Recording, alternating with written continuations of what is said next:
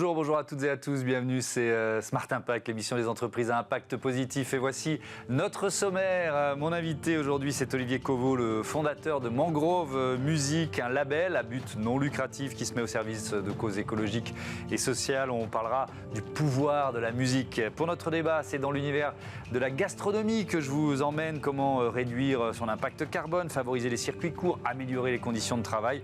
On détaillera les actions déjà mises en place. Et puis on imaginera nos assiettes en 2050. Puis dans notre rubrique Startup et Innovation, vous découvrirez les planches de surf en algues d'échouage de la marque paradoxale Surfboards. Voilà, musique, gastronomie, sport, 3 univers, 30 minutes pour les explorer. C'est parti.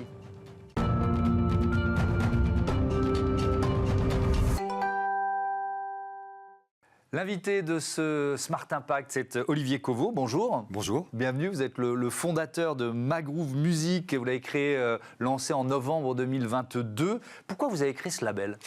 Alors, c'est Mangrove Music, comme la mangrove. Ouais. Et en fait, on a créé ça parce que la musique est, je dirais, un langage universel. Ouais. Ça a un impact cognitif, émotionnel, physiologique. Ça génère des réponses affectives. Et ça permet, en fait, de développer des récits, d'éveiller les consciences, d'engager les gens à agir. Et surtout de chanter le mental. C'est-à-dire de planter le réel dans le cœur des gens. Ouais. C'est-à-dire de passer d'abord par le sensible pour pouvoir prendre conscience d'un certain nombre de choses. Et ensuite, je dis toujours qu'avec la musique, on peut créer des âmes sons pour faire de la pédagogie sans donner de son. Ouais. Mangrove, parce que la mangrove, c'est un espace très important, un capteur de carbone. Ça fait partie des poumons de la planète, la mangrove. Donc oui, absolument. C'est 1% des forêts équatoriales. C'est un lien entre la terre et la mer. Effectivement, ça se plante dans le sable, ça permet de fixer les terres, ça empêche les sacs plastiques d'aller dans la mer. Et d'ailleurs, le nom Mangrove Music est né dans la mangrove. Pourquoi ? Parce que en fait, je faisais une première mission au Brésil et on travaillait sur la 3e étape du championnat du monde de kitesurf. Donc j'étais avec des amis belges et en fait, ça se passait près de la mangrove et donc on a mis en place un dispositif pour que ça ne se passe pas dans la mangrove et surtout pour aider en fait les populations locales à nettoyer les plages et à enlever les sacs plastiques. Ça a duré pendant 3 ans. Et c'est vrai que ça m'a donné un petit peu, j'étais en même temps producteur au studio Ferber, ça m'a donné l'idée d'utiliser justement le son pour réveiller les consciences. Et étant donné qu'avant j'ai dirigé un centre de recherche sur l'impact du son, je me suis dit tiens, il y a quelque chose à faire dans ce domaine. C'est quoi le modèle économique de votre label ? Alors le modèle économique, c'est un modèle assez innovant. C'est une société de production à but non lucratif. Donc vous voyez, dans le monde du business, moi je viens du monde du business, j'étais directeur marketing chez Apple avant, enfin il y a longtemps, mais en fait on est dans un monde plutôt philanthropique, c'est-à-dire qu'on est financé par des fondations, par des fonds, par des institutions. Et l'idée c'est quoi ? C'est que on va développer des titres à travers des programmes. Donc on a un certain nombre de programmes, One Song, One Forest pour les forêts, One Song, One Ocean pour les océans, One Song, One Earth pour la biodiversité. On détaillera les 3. Voilà, on va détailler ça après. Et en fait, si vous voulez, quand on lance les titres, ils génèrent des revenus, d'accord ? Mais en même temps, on est aidé par des organisations qui nous permettent en fait de payer tout le monde, de générer des revenus et de financer des associations. Mais on ne fait pas de bénéfices, c'est-à-dire qu'on est une société parce que dans, je dirais, le monde musical et l'environnement fiscal lié au monde musical, c'est plus facile pour développer un certain nombre de projets, mais en même temps, je dirais, on n'a pas de velléité à générer des bénéfices. On ne paye pas des actionnaires. Mes actionnaires, c'est Manu Katché, Eric Bellamy qui a lancé beaucoup de rappeurs. Et en fait, ça pourrait être la nature. Il y a des entreprises qui ont mis ça, qui ont symbolisé dans leur conseil d'administration une personne de l'extérieur qui symbolise la nature. Absolument. Ça pourrait être votre actionnaire. Oui, ça pourrait être notre actionnaire. Et d'ailleurs, ça existe. Moi, je fais partie d'une organisation qui s'appelle Music Declares Emergency, dont j'étais membre du conseil d'administration.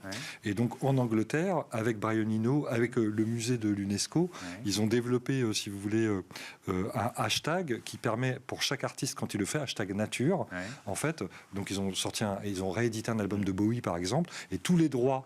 En fait, quand on utilise des sons liés à la nature, tous les droits reviennent en fait dans une organisation qui permet de financer des associations pour protéger les écosystèmes. On est, et c'est vraiment un thème de plus en plus récurrent dans Smart Impact, à la fois la question de l'acceptabilité, parce qu'on est en plein backlash aux États-Unis, en Europe, avec le résultat des élections. Donc on s'est bien rendu compte que nous, collectivement, et j'en prends ma part comme journaliste, un truc qu'on a raté dans la façon de rendre cette transition environnementale et sociétale plus acceptable, plus désirable.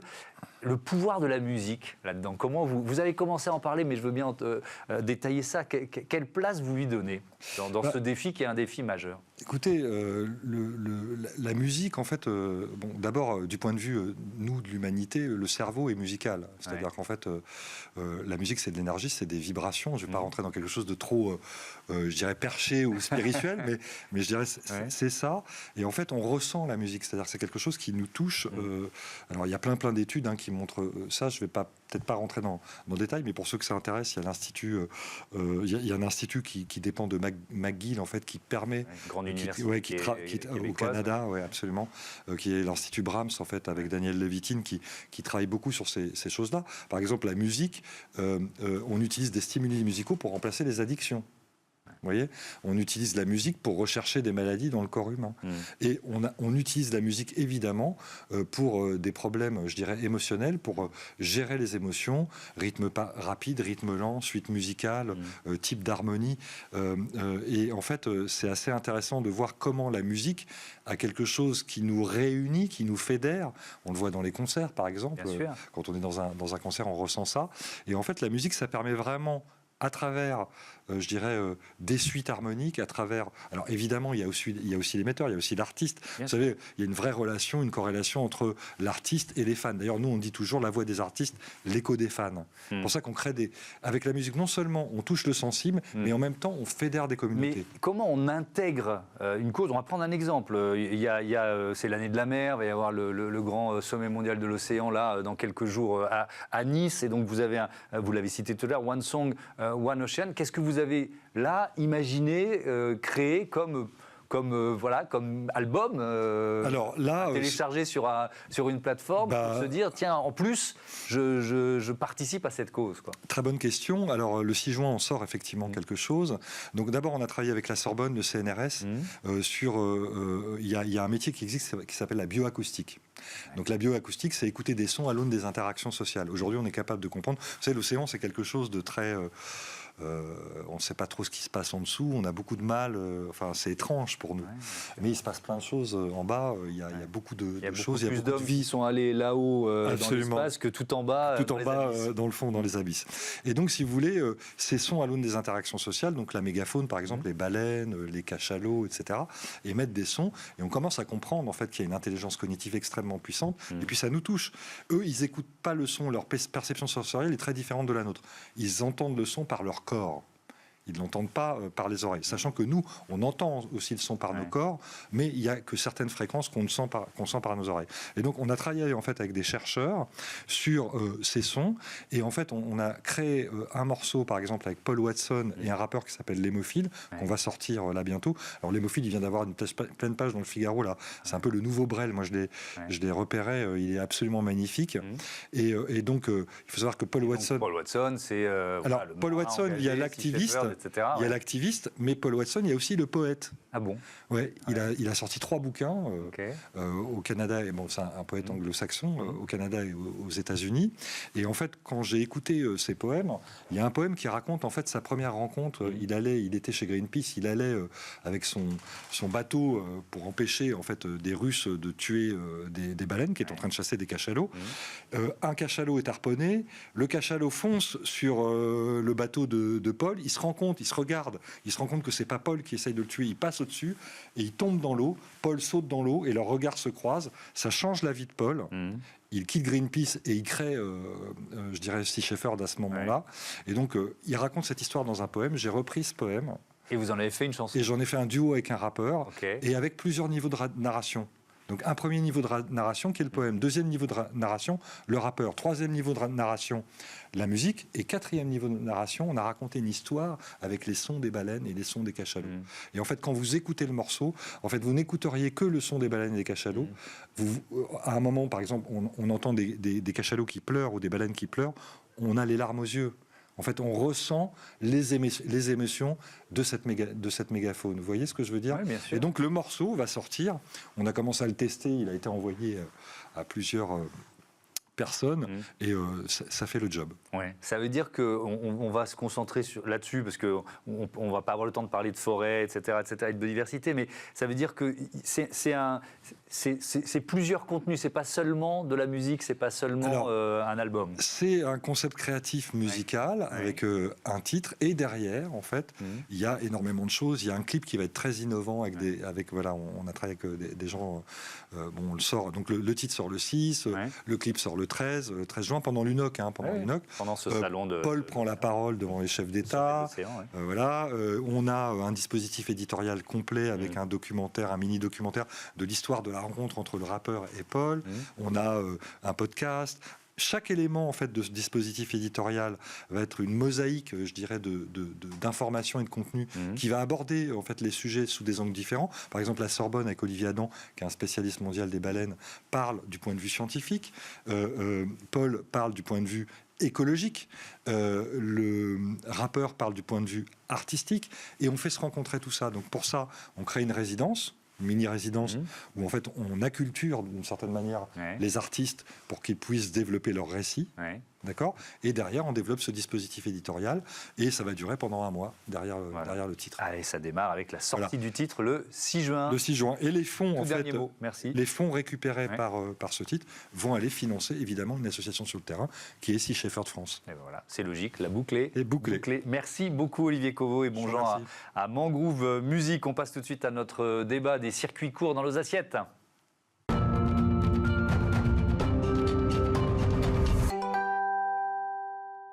On parle gastronomie dans ce Smart Impact et dans ce débat avec Carole Pourchet. Bonjour. Bonjour. Vous êtes la directrice générale de Territoria et François Gagnère. Bonjour. Bonjour Thomas. Bienvenue. Vous êtes le chef du restaurant Anicia. Allez, des questions de présentation pour démarrer, pour savoir où on plante le décor. Tiens, tout simplement. Territoria, en quelques mots, c'est quoi? Territoria, c'est ce qu'on appelle une chaîne volontaire. Donc, c'est une marque que choisissent des hôteliers et des restaurateurs indépendants. Et nous, notre particularité, c'est qu'on a décidé de promouvoir une hospitalité responsable. Donc, des hôtels et des restaurants qui ont bien sûr à cœur de bien accueillir leurs clients, mais aussi de faire attention à l'impact qu'ils ont sur l'environnement et sur leurs équipes aussi principalement.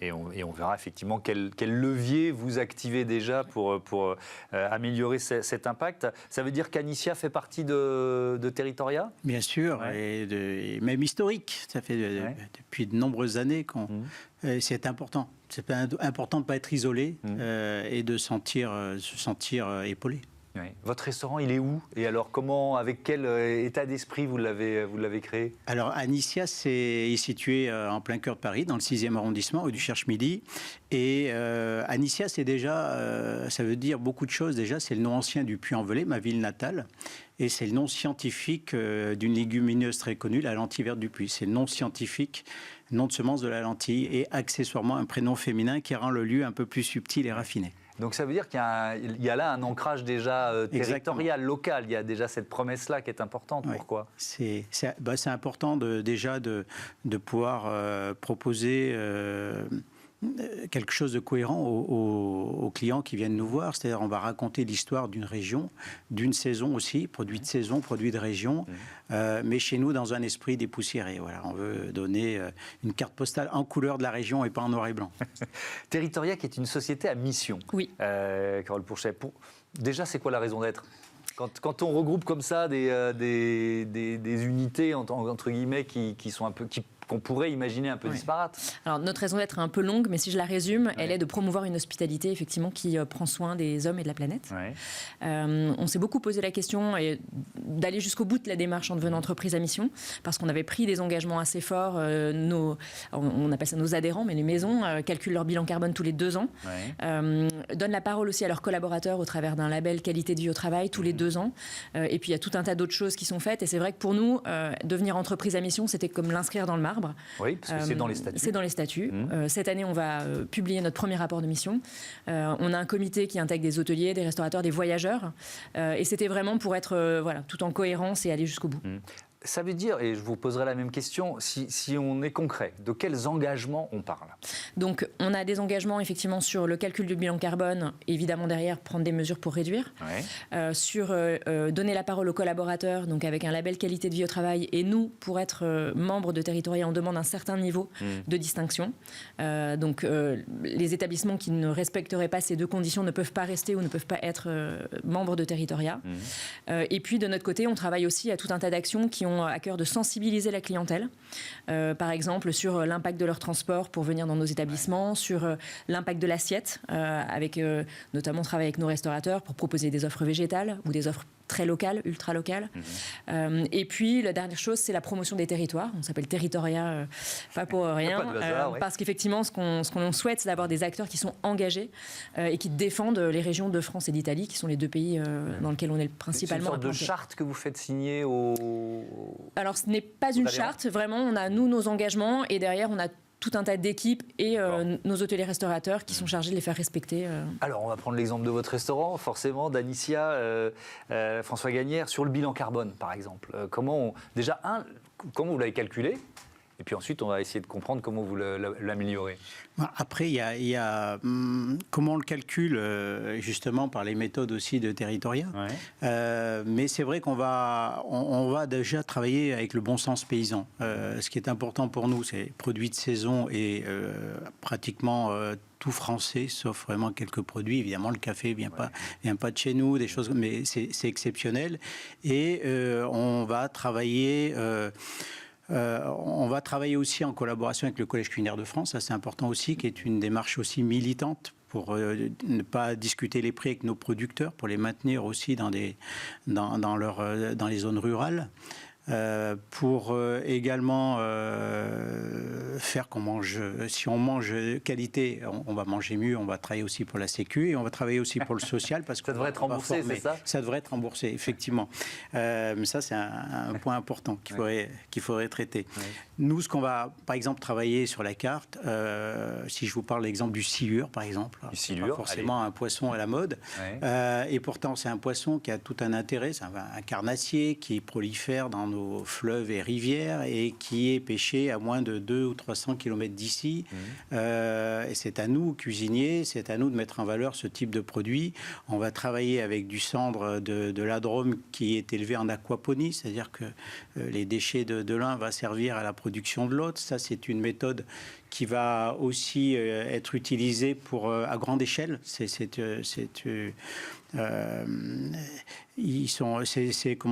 un test pour refaire ce style de ferme en aquaponie, ferme intégrale, ça s'appelle. Voilà, c'est des exemples comme ça. Mais est-ce que c'est si nouveau que ça? Parce que vous avez, avant de créer votre restaurant, forcément, vous avez travaillé chez d'autres grands chefs, on se forme dans vos métiers. Est-ce que c'était une préoccupation? Parce que ce que vous décrivez, on se dit, bah oui, c'est aller chercher des produits locaux, de la qualité, faire une assiette qui soit bonne pour la santé, c'est le principe d'un restaurant gastro.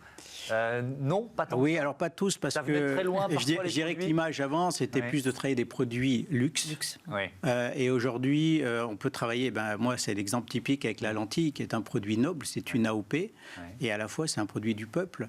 Donc c'est à nous de le valoriser, mais à la fois, on n'est pas obligé de mettre du caviar, du homard dans l'assiette. On peut justement travailler ce type de produit dont on a cité tout à l'heure. On va travailler aussi la brebis. La brebis et pas l'agneau. Pourquoi? Parce que quand on travaille la brebis, on s'est aperçu que quand un producteur de lentilles, on en vient à la lentille, va cultiver la lentille pendant 4 ans, il doit mettre sa terre en jachère. Et donc, certains ont compris qu'il fallait faire de l'élevage. Les agneaux, ils arrivent à les écouler, un peu moins les brebis. Et pourtant, c'est des jeunes brebis, c'est délicieux. À nous de les aider en proposant de la brebis. Donc, c'est aussi une forme de courage sur la carte d'aller sur ce type de produit. Est-ce que c'est un argument pour recruter? Parce qu'on parle d'un métier, souvent c'est des métiers en tension. Donc, est-ce que le fait de proposer finalement cette cuisine qui a du goût et du sens, c'est un argument quand vous discutez avec de plus en plus. De plus en plus, parce qu'on a des jeunes qui réfléchissent aussi sur l'impact environnemental et qui se disent, moi je veux aussi participer à une cuisine responsable. Donc oui, je pense que c'est un atout supplémentaire. Oui, avec des salariés de ce secteur CHR qui aspirent à beaucoup plus de flexibilité. Ils sont 76% à répondre ça dans des enquêtes d'opinion. Les conditions de travail, ça fait partie des chantiers de territorial, avec quels, vous l'avez évoqué un peu rapidement tout à l'heure, mais avec quels grands principes et même quelles grandes actions? Oui, bien sûr. Nous, on a un label effectivement qui s'appelle Peace and Work qu'on a mis en place. On a interrogé à ce jour plus de 5000 collaborateurs. Donc on est à plus de 270 établissements qui ont, alors deux territoriales, mais aussi d'autres marques ou qui ne sont pas dans notre réseau. L'idée, c'était d'abord de donner la parole aux collaborateurs pour savoir exactement ce qu'ils attendaient de leur patron, en fait. Et c'est vrai que on est dans un secteur où on ne l'a pas souvent fait, contrairement à j'ai envie de dire, à des entreprises dans lesquelles les labels qualité de vie au travail, ça existe depuis longtemps et le dialogue social existe depuis longtemps. Là, on parle de petites structures dans lesquelles on a souvent la tête dans le guidon. Et finalement, prendre à pas de recul... Pardon, oui, c'est très... On était sur une sémantique militaire. Hein, oui, la brigade, le chef, enfin, voilà, c'était aussi ça. Hein. Oui. Mais ce qui est en plus innovant chez Territorial, c'est que c'est anonyme. C'est de façon anonyme. Exactement. Des questionnaires. En pleine liberté. D'accord. Et alors, quelles leçons vous en tirez et quelles actions vous menez? Alors, donc les leçons, d'une part, c'est que chaque établissement a évidemment des résultats qui sont très différents. Mais nous, aujourd'hui, sur les 250 établissements qu'on a audités, on en a plus de la moitié qui sont labellisés Gold, donc qui sont vraiment dans des très très bonnes notes données par leurs collaborateurs. Une fois de plus, de façon anonyme, sur 5 thématiques, on aborde les conditions de travail, l'équité, on aborde aussi la fierté d'appartenance, la culture d'entreprise. Et donc, d'une part, on s'est rendu compte que les collaborateurs de ce secteur avaient encore vraiment envie d'y travailler, que les sujets d'horaire, de rémunération venaient rarement dans les réponses. Cette histoire de flexibilité, c'est quoi? C'est les horaires essentiellement? Eh bien en fait, c'est surtout, ce qu'ils attendent, c'est surtout de la considération, de l'écoute, être intégré finalement dans la construction des budgets, les objectifs de l'année, avoir plus de réunions de travail. Et je pense que cette attention portée permet d'accepter des conditions de travail qui sont... certes difficile, mais qu'on ne pourra pas changer. On ne pourra pas faire du télétravail dans l'hôtellerie ou dans la restauration. Et puis on travaille le soir quand les gens ne travaillent plus, ou les week-ends quand les gens sont en week-end. Donc il y a cette contrainte dont on sortira évidemment jamais. Tiens, j'ai encore plein de thèmes, mais soit on se projette en 2050, soit on parle d'intelligence artificielle. Qu'est-ce qui vous intéresse le plus? C'est vous qui choisissez. Les deux sont un peu liés, mais... Oui, se projeter, je pense. Allez, 2050, qu'est-ce qu'on va trouver dans nos assiettes, d'après vous? Des insectes plutôt que de la viande?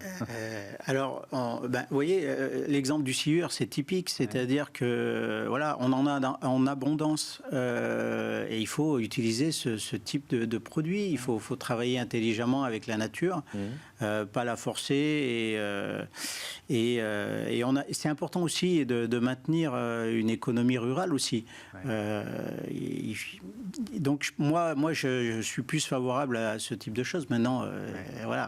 Ça, c'est mon côté positif. Mais... Parce que vous avez lancé, je crois que c'était le mois dernier, au mois d'avril, fait un déjeuner un débat sur l'avenir de la gastronomie en 2050. Pourquoi anticiper ces mutations, j'imagine? Pour anticiper, ou en tout cas pour commencer à se poser des questions et à se dire finalement, on ne sait pas. Moi, je ne sais pas ce qu'on mangera en 2050. Mais d'une part, on a fait intervenir des experts. D'une région à l'autre, ce serait très différent. On sent bien qu'il y a évidemment des impacts du dérèglement qui auront des conséquences sur les productions laitières, sur l'élevage, et notre vocation, c'était donc pas d'apporter des réponses et de dire on a une boule de cristal et voilà ce qu'on mangera en 2050, mais plutôt dire éveillez-vous, soyez attentifs, il va falloir sans doute qu'on s'adapte. Et effectivement, il y a des régions qui vont continuer à trouver de façon très proche des produits qui ne seront peut-être pas les mêmes. On ne trouvera peut-être plus effectivement d'abricots du Roussillon dans le Roussillon, mais sans doute qu'on travaillera la pistache ou des graines parce que c'est des climats qui vont changer. Donc notre idée, c'était plutôt d'éveiller un peu les sens, de se poser des questions et de se dire on ne sait pas ce qui va se passer, mais restons très attentifs à tous ces changements et essayons de s'adapter. Merci beaucoup. L'adaptation, voilà un joli mot de conclusion. Merci à tous les deux et à bientôt sur Be Smart for Change. On passe tout de suite à notre rubrique Startup.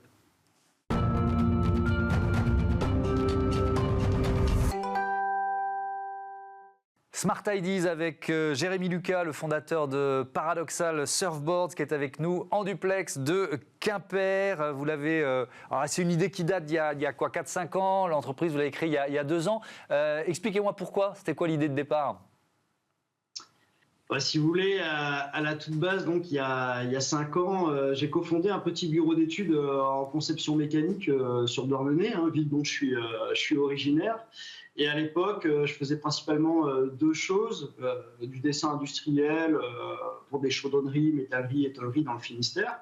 Et puis aussi, en fait, une part de l'activité consistait à faire de l'impression 3D pour les particuliers, toutes sortes d'objets.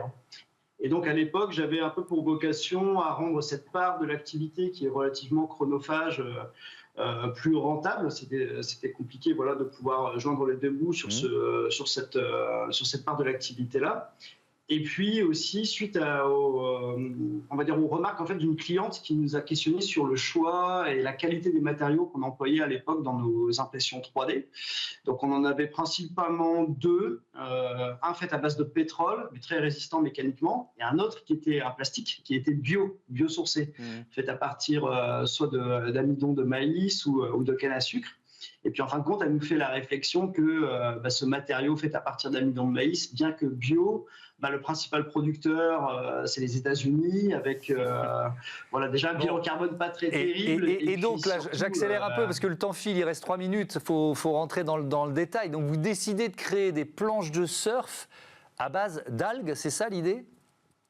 Ouais, voilà, c'est ça. En fait, l'idée, c'était de biosourcer davantage nos matériaux. Et en fin de compte, sur Douarnenez, suite à une session de surf à la plage du Riz, qui était vraiment remplie d'algues vertes et qui est connue aussi pour ça, je tombe malade en fin de compte après cette session pendant 2 jours. Et je me suis dit, ces algues vertes, qu'est-ce que je pourrais en faire depuis le temps qu'on connaît le sujet ? Et puis en fin de compte, l'idée m'est venue en fait, de me dire, je vais me servir de ces algues vertes-là pour en faire un matériau d'impression 3D, et puis pour en faire quoi ? Un objet à plus forte valeur ajoutée, des planches de surf. Et pourquoi ? Pour venir remplacer en fin de compte tout ce qui est fait à base de pétrole communément dans les planches de surf, c'est-à-dire polystyrène ou polyuréthane, donc pour biosourcer davantage cette industrie. Et alors elles sont aussi efficaces que les planches classiques ? Oui, tout à fait. Les critères de performance font partie de nos priorités. Ça veut dire qu'on fait ce qu'on appelle des études statiques sur ordinateur, où on est capable au préalable de pouvoir mesurer l'impact en termes de compression, de torsion, de flexion de nos planches. Et l'intérêt de l'impression 3D, entre autres, c'est d'être capable de venir déposer la juste quantité de matière souhaitée sur ces zones de fragilité détectées soit numériquement, soit dans la pratique. Donc on vient consolider en fait ces zones-là, en plus de leur apporter un côté plutôt design sympa avec le côté translucide des planches. Ouais. Et, oui, elles sont translucides. Et ça veut dire qu'elles sont recyclables aussi, ces planches ? Oui, tout à fait. En fin de compte, tout ce qui est à l'intérieur des planches est recyclable ici à la maison et assez facilement. Ça veut dire qu'en fait, on peut très bien récupérer les planches en fin de vie et puis venir les mettre dans un broyeur pour en faire en fait du copeau qui ressemble à ceci. Ouais. Et ce copeau-là, en fin de compte, après, on vient le mettre dans un extrudeur et on en refait en fait du fil à impression 3D. Donc ça repart dans le circuit, en fin de compte. Et on en refait d'autres prototypes, d'autres planches de surf. Un dernier mot, il nous reste une petite minute sur l'ancrage breton, l'écosystème local. À quel point c'est important pour vous ? Ça fait partie vraiment de l'ADN du projet. Ça veut dire travailler dans un rayon de moins de 50 km. Il y a à peu près une quinzaine d'entreprises qui gravitent de près ou de loin autour du développement des entreprises. On travaille avec des industriels qui revalorisent déjà ces algues-là pour en faire soit des matériaux bioplastiques, soit de la farine animale, par exemple, avec la poudre d'algues vertes. Et puis, au-delà de cela, l'idée, c'est toujours de pouvoir recentraliser la production dans une industrie qui se veut encore un peu trop énergivore, avec beaucoup de transports liés à la production et à la pratique également. Merci Jérémy, Lucas, bon vent, bonne vague à vos paradoxales surfboards. Merci. Voilà, c'est la fin de ce Smart Impact. Je voudrais remercier Marie Billet, Alexis Mathieu, Juliette Mulierina à la production, à la programmation, Romain Luc le réalisateur, Mickaël Fristo, l'ingénieur du son. Belle fin de journée à toutes et à tous. Salut.